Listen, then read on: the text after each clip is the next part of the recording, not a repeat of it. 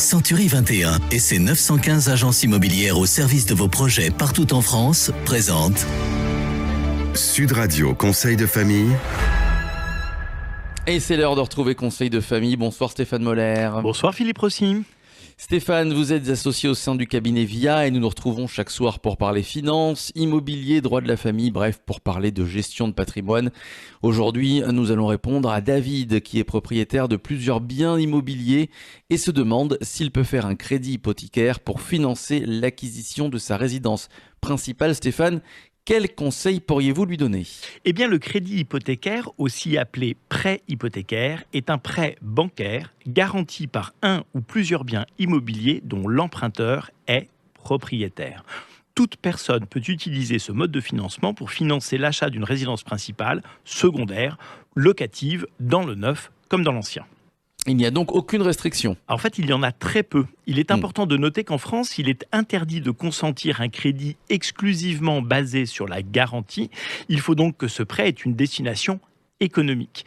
Mais cette souplesse est le principal atout du crédit hypothécaire puisqu'il peut financer maisons, appartements, bureaux, murs commerciaux en mettant en gage un bien immobilier. On l'utilise aussi régulièrement pour acquérir des biens immobiliers à l'étranger. Expliquez-nous quelles sont les conditions du crédit hypothécaire. Eh bien, comme un crédit ne peut jamais être basé uniquement sur la garantie, on l'a dit, la banque va vérifier la solvabilité de l'emprunteur et sa capacité à rembourser.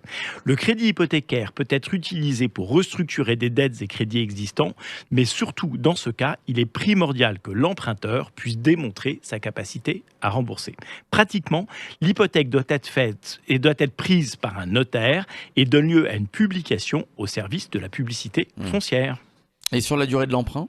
Alors, il est parfois possible de faire des crédits hypothécaires extrêmement longs. La loi précise que le crédit ne peut toutefois pas dépasser 50 ans, mais ils sont généralement compris entre 15 et 30 ans.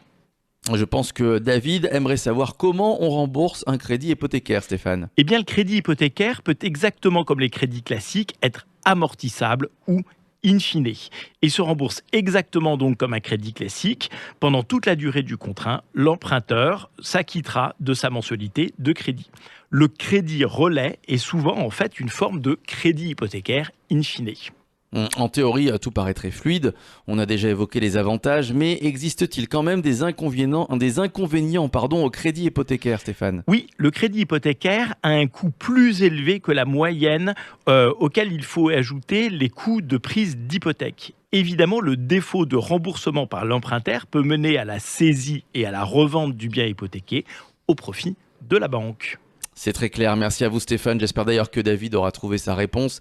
Et si comme lui vous avez des questions, vous pouvez prendre contact avec les équipes de VIA, Conseil de famille à retrouver en podcast sur notre site sudradio.fr et vos questions sur le site de Conseil de famille, conseil avec un s-2-famille.com. À demain Stéphane. À demain Philippe. C'était Sud Radio Conseil de famille. avec Century 21 et ses 915 agences immobilières au service de vos projets partout en France.